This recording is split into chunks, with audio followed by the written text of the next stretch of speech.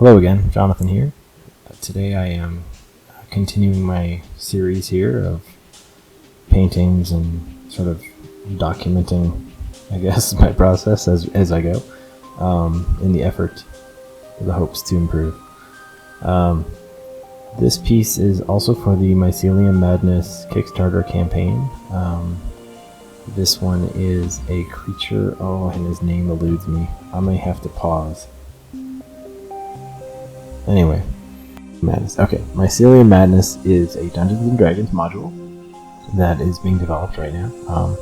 I'm one of the artists on the team, and I am mostly responsible for doing some of the creatures that you'll see. I also do the cover for the book. This guy right here will be featured in the book.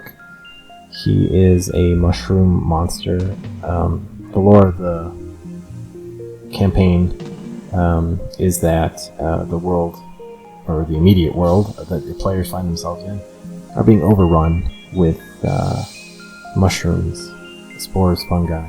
Something is converting everything around it to mushroom land. And so the players will be encountering various creatures along the way that have also been converted. And this is one of those types of creatures. The idea behind this guy mostly started, or I should say the idea started as a thought exercise, I guess, on what would the weaponry look like of mushroom people. And then I just got to thinking about, sword and shield, and the shield and the mushroom cap just kind of seemed too perfect. So I sort of started thinking about his equipment first, and then his design around him. He's very scribbly. I hadn't decided if I was going to fully render him or just leave him as line work. So but a decision was made to render him out more.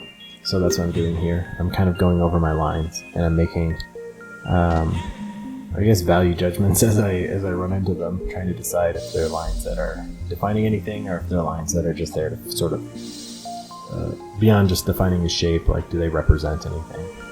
Most of them don't, so most of them can be painted away. My painting technique is,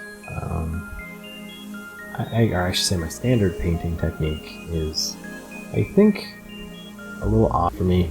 I like to do very low opacity, and I'm constantly color sampling. So once I have a pretty good idea of what sort of tones that I want to have in a piece, so like for this one I wanted it to be pretty earthy because he's a mushroom man. So muted greens and blues and grays, and then the crazier colors come into the actual mushroom itself, but the mushroom cap, rather. But once I sort of have my colors picked out, I do a lot of neighbor sampling, which you can see me doing here in Photoshop. I'm doing a lot of eyedropper to grab that color and then painting it into the next color. It feels a lot like acrylic paint to me. Maybe one day I'll put an acrylic piece up and kind of show you. I have a wall that I sit in front of that I've decorated with my acrylic monsters, so if there's any interest in seeing that, just let me know. And even if there's not, I might do it anyway. Alright. So here I'm adding in some shadows. I decided that I didn't want to lose sort of the heavy painterliness of this that started coming out in the face there. So I'm trying to add that in. I guess what I mean by that is I'm trying not to muddy up the colors so much anymore. I wanted to have those muted tones, but I also want the light and the dark to be real crisp.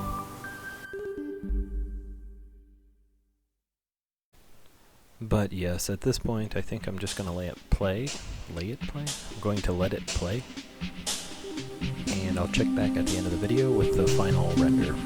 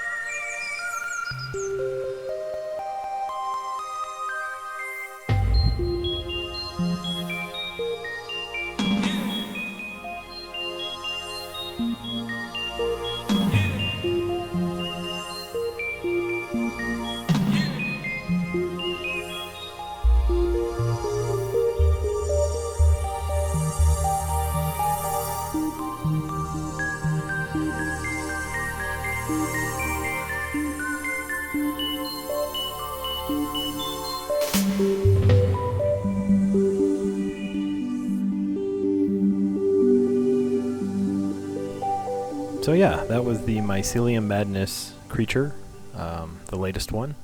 You can find that and a few other pieces that I've done in the Mycelium Madness Kickstarter, which I'll put a link for in the description below.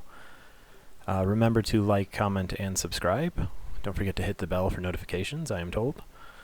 And thank you for coming to visit. We'll see you again hopefully next week.